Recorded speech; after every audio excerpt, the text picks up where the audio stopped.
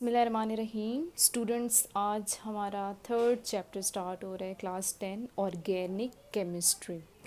Organic chemistry something familiar to you. You have heard about it, organic chemistry. Yes, no doubt. In 9th class, you have studied the branch. ठीक है, this is the branch of chemistry which is known as organic chemistry. ठीक है, सबसे पहले देखते हैं कि इसकी डेफिनेशन क्या है, रिमाइंड करते हैं। ऑर्गेनिक केमिस्ट्री, ठीक है, केमिस्ट्री मीन्स ऐसी ब्रांच है केमिस्ट्री की which deals with the study of organic compounds. ठीक है, नेम से पता चल रहा है that the branch of chemistry which deals with the study of organic compounds, but you don't ever write that. आपके लिखोगे organic compounds हैं क्या। सबसे पहले you have to tell what are organic compounds. अच्छा, अब ऑर्गेनिक कंपाउंड्स क्या हैं जिनमें दो atoms carbon and hydrogen are present as an essential parts या फिर constituents, जो कि आपकी बुक में लिखे हैं, या फिर एलिमेंट्स भी आप कह सकते हैं। As an essential elements, chemistry की ये टर्मिनोलॉजी है। ठीक है, ऐसे कंपाउंड्स हैं जिनमें दो एटम्स कंपल्सरी हैं। Two atoms should be present. कौन कौन से? Carbon and hydrogen as an essential elements present in these compounds. अच्छा, ये दोनों किस तरह से, कौन सा बॉन्ड बनाकर प्रेजेंट होंगे? उस बॉन्ड का नाम है कोवलेंट बॉन्ड। ठीक है, ये भी हमने 9th क्लास पे पढ़ा, जो कि बॉन्ड बनता है by the mutual sharing of electrons between two elements. तो कार्बन और हाइड्रोजन जब भी ऑर्गेनिक कंपाउंड्स बनाने जाएंगे, ठीक है, when they are ready to make organic compounds, तो उनमें कौन सा बॉन्ड बनेगा? Covalent bond. ठीक है, so covalently bonded carbon and hydrogen are present as essential elements in organic compounds या फिर in compounds which is known as organic compound. ठीक है, ये इसकी डेफिनेशन हुई। ऐसे कंपाउंड्स जिनमें carbon and hydrogen are present, carbon and hydrogen are covalently bonded, ठीक है, as an essential elements in organic compounds. ठीक है, अब क्योंकि आपने दो एलिमेंट्स की बात की, इसलिए ऑर्गेनिक कंपाउंड्स का दूसरा नाम है hydrocarbon. Why hydrocarbon? Hydro comes from hydrogen and carbon, no doubt, comes from carbon. So these are basically hydrocarbons because they contain hydrogen and carbon as an essential elements. ठीक है, आप गौर करोगे कि organic compounds या फिर organic chemistry, ठीक है, इन दोनों की डेफिनेशन में एक और वर्ड यूज़ हुआ है, एंड देयर डेरिवेटिव्स। प्लस किसकी स्टडी है? हाइड्रोकार्बन की स्टडी तो है, लेकिन और किसकी स्टडी है? Plus their derivatives. Derivatives mean कोई भी ऑर्गेनिक कंपाउंड है, ठीक है, उसका आप रिएक्शन करवाओ। ठीक है, डेरिवेटिव क्या होता है ये समझा रही हूँ। कोई भी organic compound which contains carbon and hydrogen as an essential elements, उसका रिएक्शन करवाओ, उसके रिजल्ट में जो प्रोडक्ट आपको मिलेगा उसकी भी स्टडी किस में इंक्लूड होगी? ऑर्गेनिक केमिस्ट्री में। So this is your basic introduction और the introduction in terms of your name of the chapter. ठीक है, अब इसमें आपने ऑर्गेनिक कंपाउंड्स की थोड़ी सी हिस्ट्री स्टडी करनी है। ठीक है, the history of organic compounds. Organic compound से related two theories, I think yes, two theories आप देखोगे जो कि बहुत इम्पोर्टेंट है, आपकी शॉर्ट क्वेश्चन में आ सकती। हिस्ट्री, ओके, तो स्टार्ट में ये सोचा जाता था कि ऑर्गेनिक कंपाउंड्स जो हैं, ऑर्गेनिक कंपाउंड्स, स्टार्ट में ये सोचा जाता था कि ऑर्गेनिक कंपाउंड्स जो हैं दे can only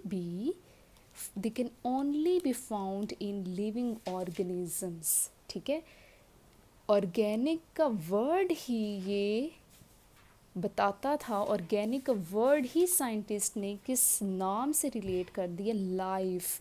means organic compounds can only be found in living organisms, जिनमें क्या क्या आएंगे, प्लांट्स एंड एनिमल्स। ठीक है, मीन्स प्लांट्स एंड एनिमल्स में ही पाए जाते थे ऑर्गेनिक कंपाउंड, स्टार्ट में ये सोचा जाता था। तो इसका ये मतलब हुआ कि ऑर्गेनिक कंपाउंड्स अकर नेचुरली, जो कि नेचर ने बनाए, जाहिर है प्लांट्स एंड एनिमल्स नेचर ने बनाए, तो ऑर्गेनिक कंपाउंड्स की अकरेंस क्या है, नेचुरली। मतलब हम इसको लेबॉर्ट्री में नहीं बना सकते, we can not prepare organic compounds in laboratory, that's why organic signifies life. ठीक है, ये स्टार्ट में सोचा जाता था कि organic compounds they can only be found, they can only be produced in plants and animals. इसी से रिलेटेड एक थ्योरी दी एक साइंटिस्ट ने, जो कि है Jacob ब्रेजिलियस।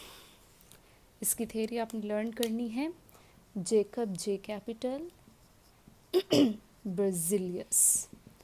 According to him, again वही मैं वर्ड्स रिपीट करूँगी, according to J Berzelius, organic compounds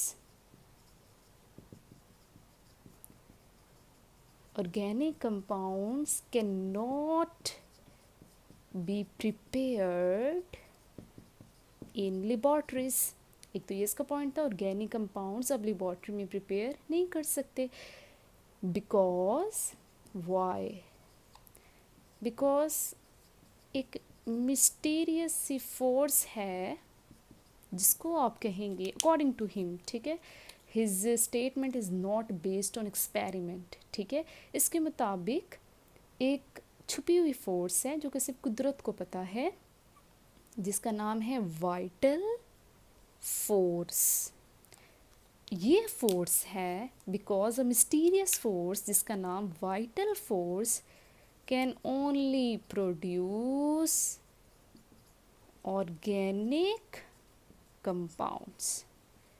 इसके मुताबिक ये ख़ास किस्म की फ़ोर्स चाहिए ऑर्गेनिक कंपाउंड्स को बनाने के लिए। ठीक है, और वो फोर्स कहाँ पाई जाती है, only and only in living organisms. ठीक है, तो इसके मुताबिक all organic compounds can only be synthesized in living organism. Why, क्योंकि लिविंग ऑर्गेनिजम्स में अकॉर्डिंग टू हिम एक ख़ास तरह की फोर्स है जिसका नाम है वाइटल फोर्स, जो कि इनको बनाएगी। ठीक है, so don't dare to produce organic compounds in laboratory unless you have vital force. तो इसकी थ्योरी का नाम क्या है, वाइटल फोर्स थ्योरी।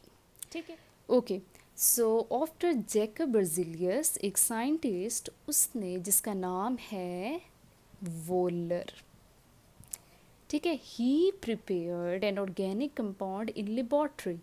ठीक है, उसने क्या किया, एक इनऑर्गेनिक कंपाउंड जिसका नाम है ammonium cyanate, this is an inorganic compound. जब इसने इस इनऑर्गेनिक कंपाउंड को हीट किया, ठीक, when he gives temperature to ammonium cyanate, what happens? Ammonium cyanate के मॉलिक्यूल में रीअरेंजमेंट हुई और कौन सा मॉलिक्यूल बना, urea. And urea is basically an organic compound. So इसने क्या किया, he prepared organic compound in laboratory, ठीक है. It means organic compounds can be synthesized or prepared in laboratory. So he rejected a theory जो कि किसने दी, vital force theory given by J. Berzelius.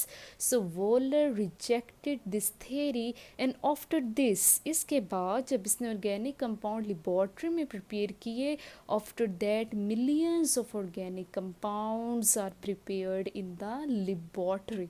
ठीक है. एंड टुडे हमारे पास जो artificial या फिर आप कह लो man made, this is a man made organic compound, right, urea.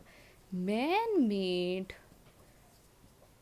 Organic compounds की जो अमाउंट है वो ज़्यादा है as compare to natural one. ठीक है. सो वो थेरी जो कि स्टार्ट में सोचा जाता था which is not based on experiment that organic compounds can only occur naturally, वो रिजेक्ट हुई. No doubt they occur naturally but they can also be prepared in laboratory. एक और भी एग्जाम्पल है, एक और साइंटिस्ट की एग्जाम्पल है Kolbe. He is another scientist who prepare acetic acid. This is acetic acid, another example of organic compound in laboratory. इस scientist ने कौन सा कंपाउंड लेबॉर्ट्री में सिंथेसाइज्ड किया, एसिटिक एसिड. अब ज़रा गौर से एग्जांपल्स देखें ऑर्गेनिक कंपाउंड्स की which is given in your book, जो कि मल्टीपल चॉइस क्वेश्चंस में आ सकती हैं कि कौन सा नेचुरली अकरिंग है और कौन सा लेबॉर्ट्री में सिंथेसाइज्ड हुआ है. अब एग्जाम्पल देखते जाएं. सबसे पहले नेचर में नेचुरली अकरिंग जिसकी अकरेंस क्या है, नेचर है carbohydrate, then proteins, then lipids, enzymes and vitamins. Okay, these are the examples of organic compounds which can be found naturally in living organisms. ठीक है, ये वो एग्जाम्पल्स है जो कि लिविंग ऑर्गेनिजम्स में पाए जाते हैं. देन वो जो कि आपने लेबॉर्ट्री में सिंथेसाइज्ड किए हैं. एग्जाम्पल्स देखें, ड्रग्स, फार्मास्यूटिकल प्रोडक्ट्स, फार्मास्यूटिकल्स क्या होते हैं, मेडिसिन जो बनाती हैं कंपनीज. जैसे कि एग्जांपल आप ले लो Bosch, this is a pharmaceutical company which prepare medicines. ठीक है. फर्टिलाइज़र्स, जिसकी एक एग्जांपल आपने देखी यूरिया, फर्टिलाइज़र्स बन रहे हैं. Pesticides, they are prepared in laboratories जिनकी नेचर क्या है, ऑर्गेनिक हैं. पेंट्स, देन डाइज, ठीक है, rubber, then plastic. So these are all the examples which can be prepared artificially, not naturally. Of course, these are not found in living organisms, right? They are prepared in laboratories.